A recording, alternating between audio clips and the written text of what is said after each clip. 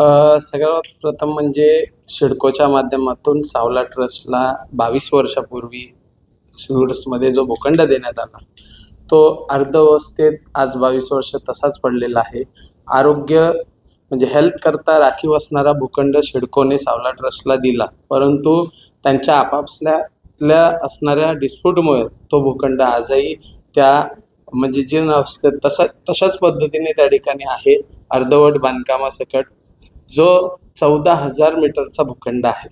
त्या ठिकाणी फार मोठं मल्टी स्पेशालिस्ट हॉस्पिटल होऊ शकतं आणि हे होत असताना अनेक वेळा बंद असल्यामुळे महापालिका प्रशासनाला आम्ही मागणी करत सभागृहात नसताना सुद्धा पत्रव्यवहार करत आलेलो प्रशासनाकडे, परंतु कोणताच त्यासाठी उत्तर प्रशासनाकडून येत नव्हतं. परंतु आज आयुक्त साहेबांनी सांगितलं की सदर ह्याला म्हणजे एक समाधानकारक उत्तर सांगितलं की कोर्टामध्ये महापालिका त्या भूखंडासंदर्भात लढत आहे आणि येणाऱ्या मार्चपर्यंत याचा निकाल लागू शकतो.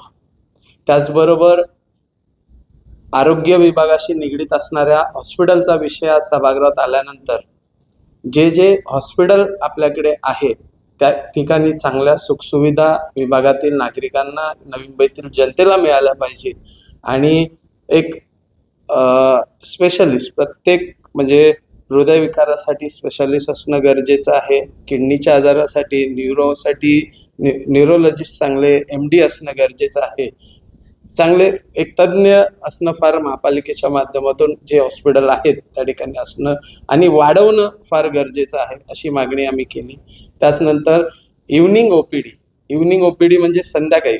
आता मुंबईला जाणारा नव्या मुंबईतील बऱ्याच अंशी नागरिक सकाळी 8ला जातो, रात्री 8ला घरी येतो.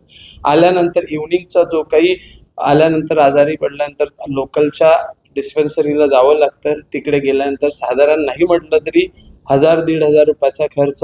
आपण फक्त डॉक्टरने चेक केलं आणि एक इंजेक्शन दिलं तरी त्याला विचारतो की किती झाले, तर तो डॉक्टर ते सांगत असतात की फक्त 1,500 ते 1,000 प्लस ते बाहेरच्या गोळ्या लिहून देणार. म्हणजे एक साधारण सर्दी खोकल्याच्या आजाराकरता पण 1,500-2,000 माणसाला पे करावे लागतात. ज्या ठिकाणी आरोग्य आपल्या VHPच्या माध्यमातून हे उपचार निव्वळ 5 रुपयामध्ये किंवा 10 रुपयामध्ये दिले जातात. ते आजार जनतेला 2,500.